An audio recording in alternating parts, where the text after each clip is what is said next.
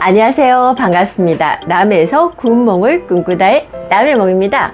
오늘 저는 오랜만에 실내에서 영상 촬영을 하는데요. 많은 분들이 제게 이제 물어보시는 게 있어요. 제가 전원 생활을 한다고 하니까 전원 생활에 이제 좋은 점과 불편한 점은 뭐가 있냐 이렇게 물어보셔서 제가 오늘은 전원 생활의 단점에 대해서 먼저 여러분에게 알려드리고자 이 영상을 촬영하게 되었습니다.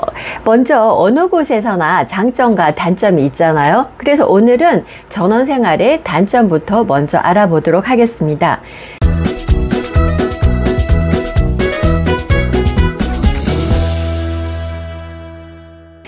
저는 개인적으로 전원 생활에 불편한 점이 있지만 장점이 훨씬 더 많습니다. 그래서 만족하면서 지금 전원 생활 3년 차인데 만족하면서 살고 있고요. 저는 이제 전원 생활만 하는 건 아니고 주중에는 도시에서 일을 하고요. 주말이나 쉬는 날에는 시골에 와서 텃밭 키우면서 전원 생활을 하고 있습니다. 그러면 전원 생활에서 단점, 오늘 여러분에게 7가지를 말씀드릴 건데요. 제가 느끼는 불편함 3가지 정도와 전원 생활을 하시는 분들, 귀농하시는 분들이 말씀하는 이제 불편한 점을 모두 합쳐서 7가지를 말씀드릴 거예요. 그 중에서 첫 번째는 전원 생활을 하려면 무엇보다 부지런하셔야 됩니다. 왜냐? 전원 생활에는 생각보다 이제 일거리가 생기는데요. 첫 번째는 잡초를 제거하는 것이 쉽지 않습니다.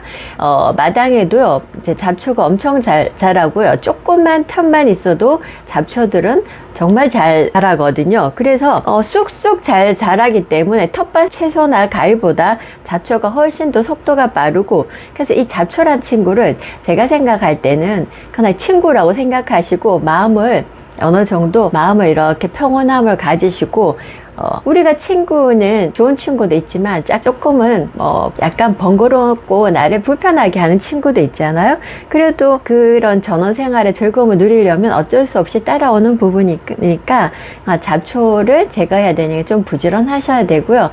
잡초보다 더 무서운 건 대나무입니다. 정말 속도가 상상을 초월할 정도로 빠르거든요.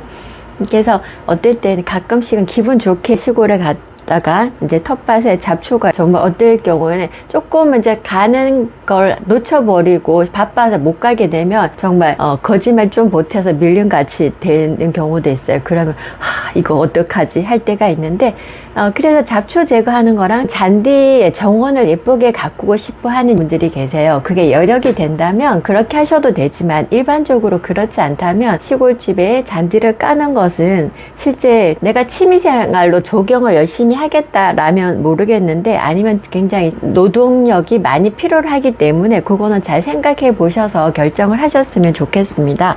그래서 첫 번째, 부지런해야 된다. 그 다음에 두 번째는 벌레입니다. 도시에서는 크게 벌레를 만날 일이 없는데 공기가 좋으면 당연히 벌레가 많을 수밖에 없거든요. 그래서 시골에는 정말 많은 벌레들이 있습니다. 제가 특히 힘든 게 텃밭에 있는 풀떼기인데요. 이 풀떼기는 제가 가면 예방접종처럼 반드시 몇 방씩 저를 쏘는데, 풀떼기 물리면요, 사람에 따라 틀리지만 일반적으로 가려면 다 느끼거든요. 근데 이렇게 막 부풀어 오르고 하니까 혹시 풀떼기 물리시면 빨리 샤워를 하시고 이제 약을 발라서 이렇게 뻑뻑 끓으면 안 돼. 그러면 더 많이 부풀어지고 고생을 하기 때문에, 그래서 풀떼기나 벌레 같은 거 없앨 수가 없어요. 벌레 말고도 또 제가 정말 제일 무서운 거는 생쥐입니다. 그래서 생쥐를 엄청 무서워하는데, 집안에는 없는데 길냥이들이 가끔씩 이제 물어다 놓는 경우가 어쩌다가 1년에 한두 번 정도 있어요. 좋아할 거라고 생각하고 그런지 모르겠는데, 그게 가장 무서운 게 시골 생활에서 이제 생쥐 가끔씩 이렇게 마당이나 바깥에서 만나게 되는 경우고요. 그래서 벌레가 어쩔 수 없이, 벌레를 너무 싫어하는 분들은 생활이나 귀농 생각할 때 이 부분 고려를 해보시고요. 그리고 텃밭에서 일을 할 때는 톳이나 긴팔 옷이 꼭 필요합니다. 챙기시길 바라고요. 그 다음 세 번째는 도시 도시처럼 물론 자가 차량이 있으면 큰 문제가 되지 않지만 않고 대중교통을 이용하실 것 같으면 교통이 좀 불편하다고 생각하시면 됩니다. 보통 1시간에 지역마다 틀리겠지만 1시간에 한 대 정도 대중교통을 이용할 수 있고, 더 시골로 가면 그보다 더 간격이 더 멀어지게 몇 번 안 오는 경우도 있겠죠. 그래서 교통이 불편한 거. 네 번째는 전원 생활을 하시려고 하면 배우자와 잘 상의를 하시고요. 있다면 자녀들과도 동의를 얻어야 됩니다. 그러니까 너무 일반적으로 한 분이 독단적인 결정을 하게 되면 가족 간에 갈등이 생길 소지가 있거든요. 그래서 하실 것 같으면 전원 생활을 희망하고 꿈꾸시는 분은 되게 많아요. 그런데 이 부분에 가족의 동의가 필요하다는 거. 그 다음에 저도 처음에는 집을 구할 때 시골이니까 좀 큰 집이 좋지 않을까 이렇게 생각을 했거든요. 그런데 살아보니까 그러다가 저는 그냥 풍경에 반해서, 첫눈에 반해서 작은 집을 샀어요. 작은 집에 텃밭이 딸린 집을 샀는데 살아보니까 정말 그건 잘한 것 같아요. 그래서 왜 그러냐? 적당한 크기의 집과 텃밭이 좋아요. 욕심내서 큰 평수 넓은 땅에 집이나 텃밭을 구하시게 되면 관리가 힘들어요. 관리가 힘들고 또 난방비가 많이 나올 수 있기 때문에 그 부분도 고려를 하시고요. 그 다음에 6번째는 인간관계입니다. 대인관계죠. 전원생활을 하시려고 이제 내려오셨다거나 귀농하신 분들의 50 정도는 이러한 문제로 어려움을 겪어서 떠난다고 하는데, 저 같은 경우에는 크게 어려움은 없었어요. 왜냐하면 좋은 사람들을, 좋은 이웃들을 일단 만난 것 같고요. 그리고 또 저는 특별히 잘하는 건 없지만 인사를 열심히 했습니다. 그래서 되게 친해서 마을 분들이 잘해주시고요. 저는 정을 되게 많이 느끼고 도움을 많이 받고 있어서 저는 가면 좋아요. 시골 가면 좋거든요. 근데 이웃에 대해서 조금 민감하신 분 같은 경우에는 시골의 생활과 도시의 생활은 다르기 때문에 서로 오해하는 상황이 또 생길 수가 있거든요. 그렇기 때문에 그런 부분도 생각해서 도시처럼 이렇게 생각하시면 안 되고요. 대인관계, 인간관계 그런 부분. 그 다음에 마지막으로 7번째는 보안입니다. 도둑이 있는 게 아니고요. 시골에는 대문도 없잖아요. 대문이 없는 집도 많은데 가 되면 보통 9시 정도가 되면 동네가 깜깜해요. 그렇기 때문에 너무나 조용하고요.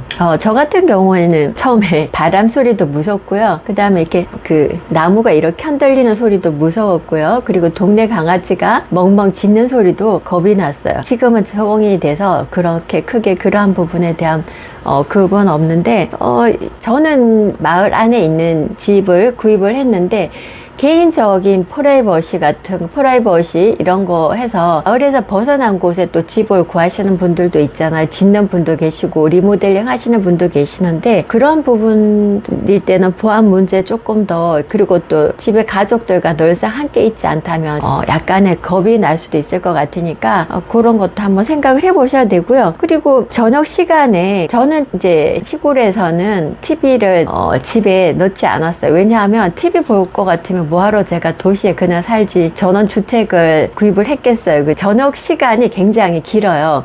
그러면 여러분들도 근데 도시에서는 내가 심심하면 나갈 수도 있고 한데 시골에서는 그게 쉽지가 않잖아요. 그 길어진 저녁 시간을 어떻게 쓸 건지도 생각을 하셔야 되고, 취미생활 같은 거 마련하셔도 되겠죠. 이제 그런 부분들이 있다는 거.